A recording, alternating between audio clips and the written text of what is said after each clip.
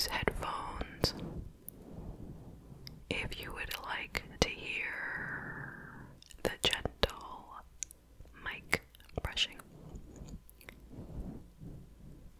Okay, let's go ahead and get right into tonight's case. This is another truly, truly sad case of a life full of potential taken way too soon.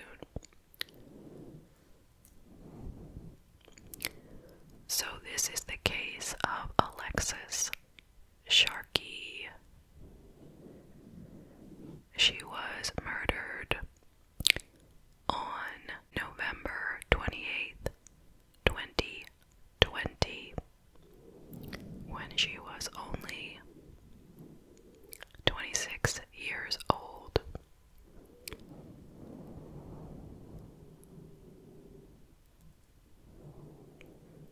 So,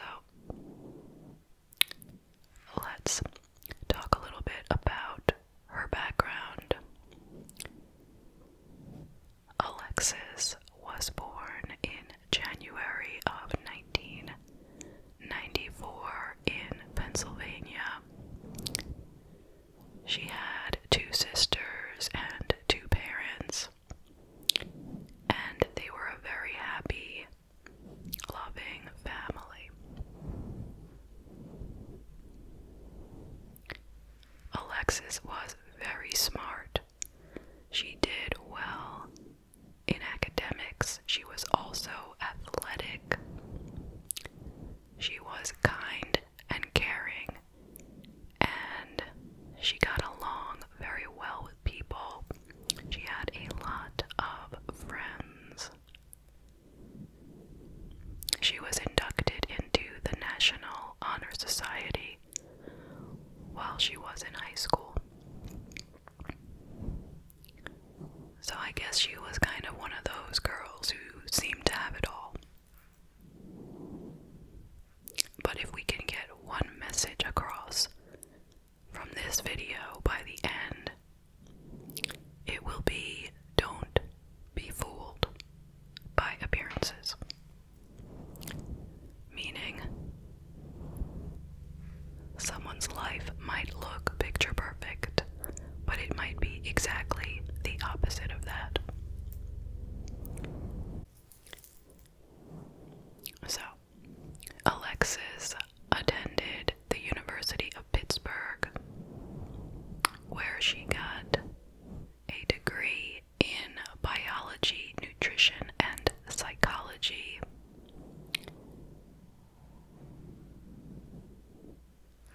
She had aspirations of becoming a doctor, but she decided that she would take a year off before she would go to medical school, because she just needed, a little break from all the studying.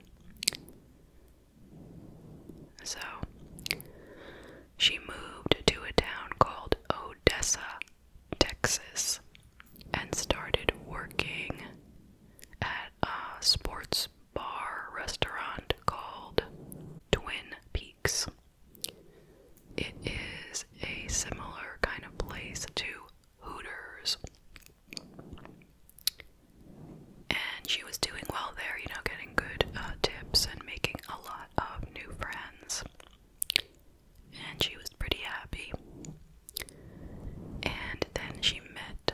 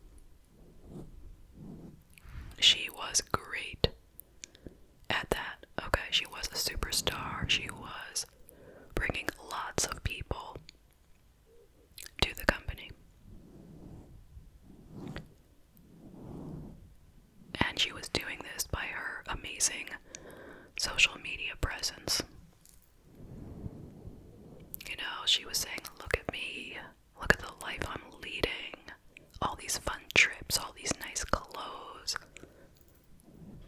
and I am getting all of this by working for Monette. You know, that was what her images were kind of exuding to the public. So she was doing really well. She got a promotion to, I think, what they call executive director. Basically still doing the same kind of work, but at a higher level. And she was making $400,000 a year. She was posting nonstop, like many times a day. Posts from her would be going out. She never missed a day. And she became what we call a social media influencer, posting her everyday life and all that sort of thing. She reached 22,000 followers on Instagram. I'm kind of surprised it wasn't a lot more than that, but it was 22 and it was considered to be a lot at the time.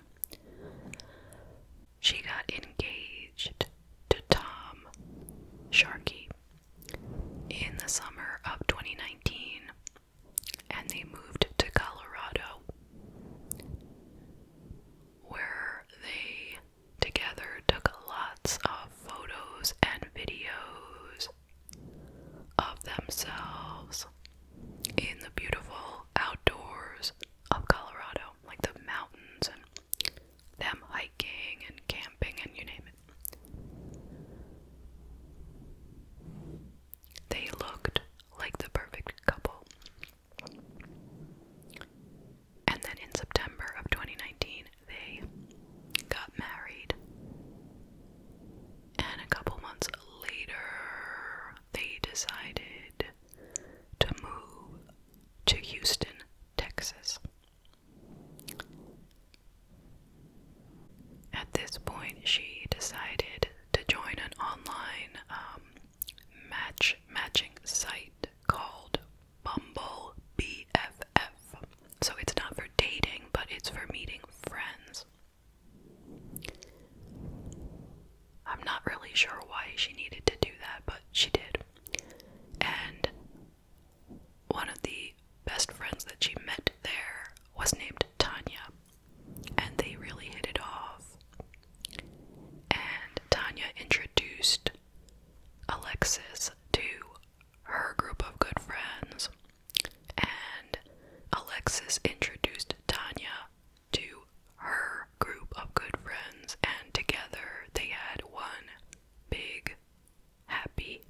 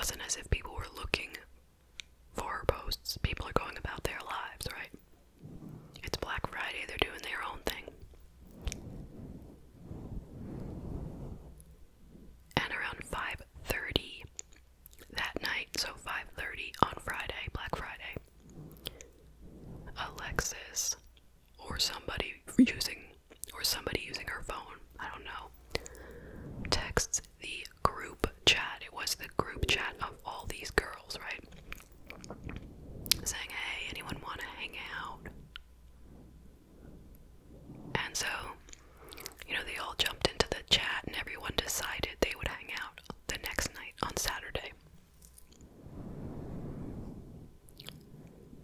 Meanwhile, that night, still Friday, around 11, Tom spoke on the phone with a boyfriend of one of Alexis's friends. And he said, "Do you know where Alexis might be? I can't find her." And the guy didn't know. Tom said that he and Alexis had gotten into a big argument, and Alexis had left the house with no shoes, climbed over the fence, and was picked up by a black car. That's what he said.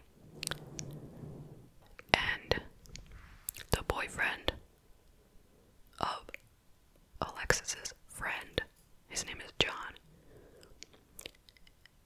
he reported later that this conversation seemed really odd.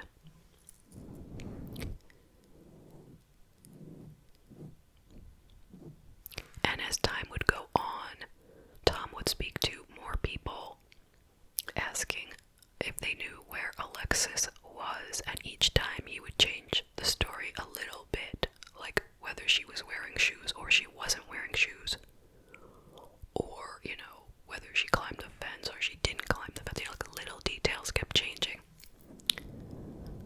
or whether they actually argued or they didn't argue. So, anyway, Saturday came, and all the girls were back on the chat talking about what they were going to do that night for the hangout. And they noticed that Alexis was not in the chat. She never came into the chat at any point, and she was a person who was constantly on her phone and was known to always be like the first person to respond to any texts. So they all thought that was odd, and they started checking her social media and found she hadn't posted anything. Nothing. Which was also super odd, because like I said, she was always constantly posting pictures, videos, all the time.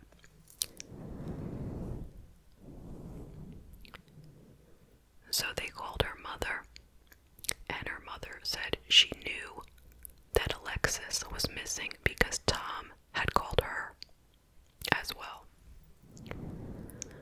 Now the girls went out that night for their get-together, and no show from Alexis, so it was at that point that they went and reported it to the police. They reported her as a missing person.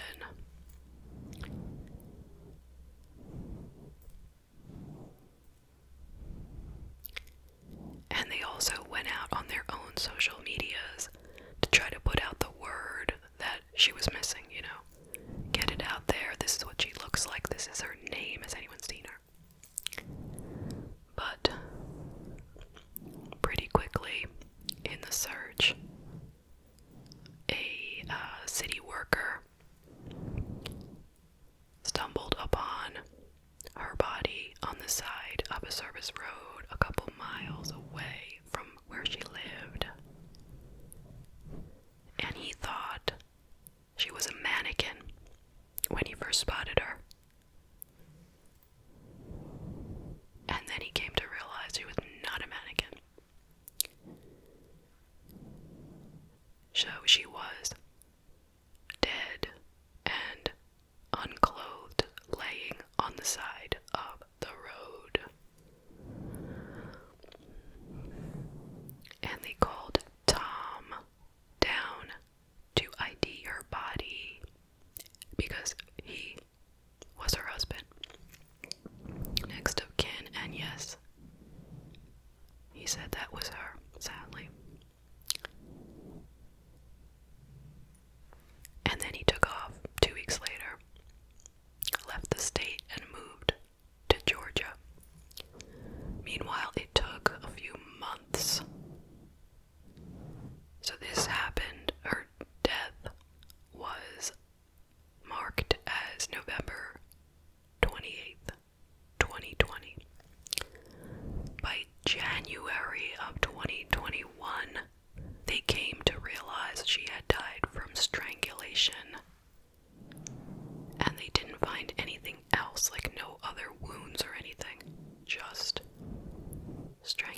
suspicion. And so it was deemed a homicide at that point.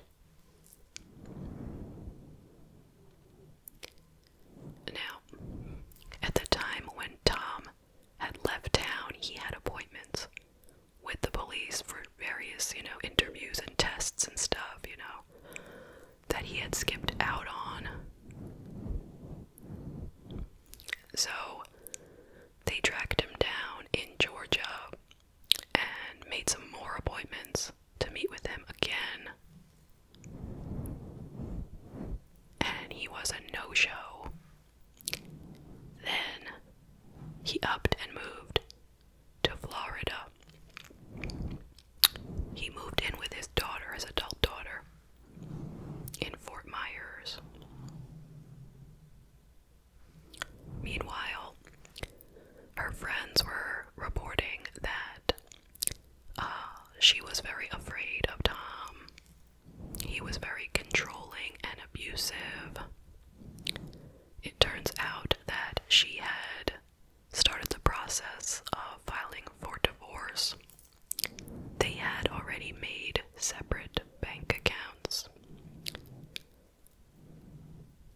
So that was kind of concerning. And another big piece of the puzzle here was that, remember I told you the friends all took a trip to Mexico early in November before Thanksgiving.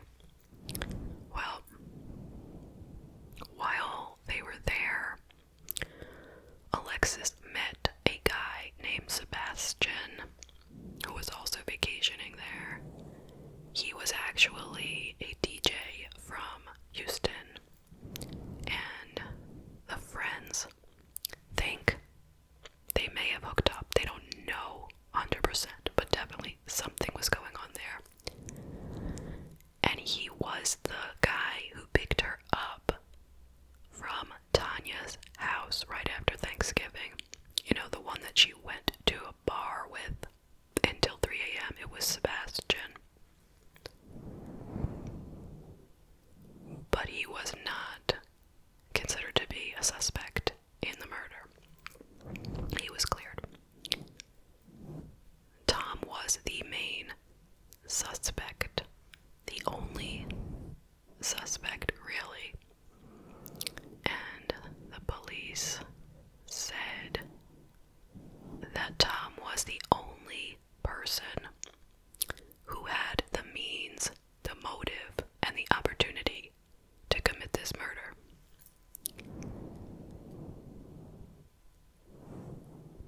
In September of 2021, the police announced that they would be arresting Tom, and they went and found him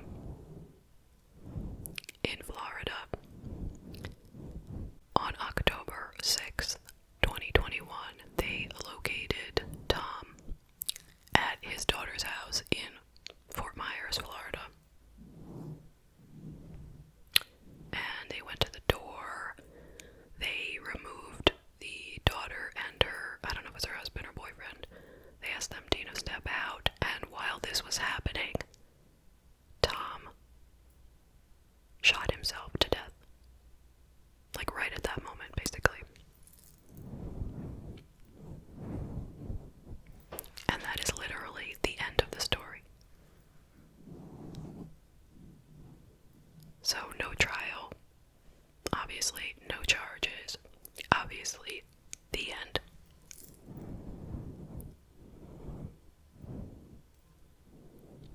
I guess we can all assume that that was his way of admitting guilt, Or even if that wasn't his way of admitting it, by him doing that, we know that he did it. I don't think too many of us would really wonder.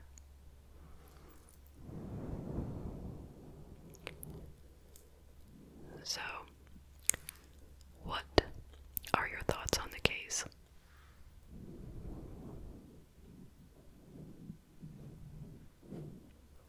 I will tell you my own thoughts.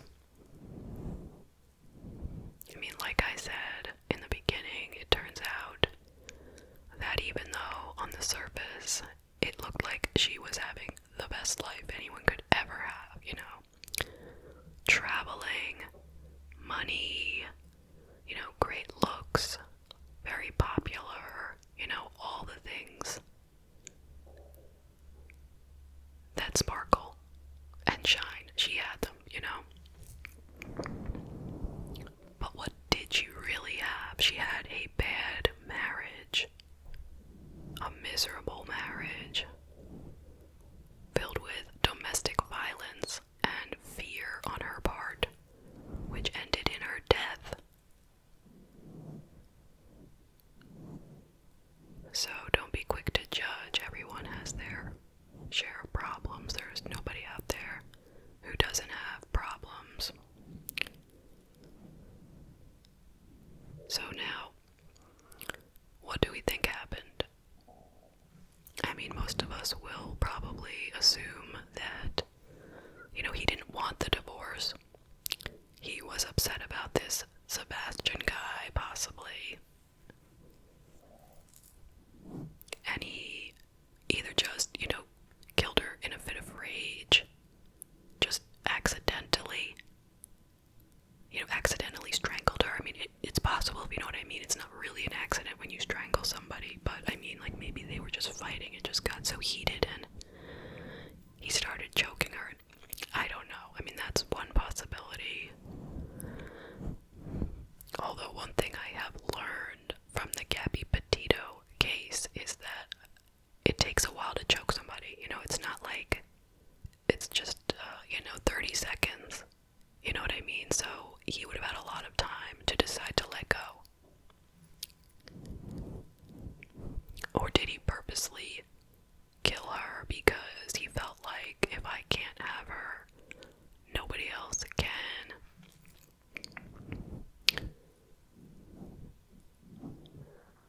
Well, either way, it is so awful and such a horrible, horrible tragedy.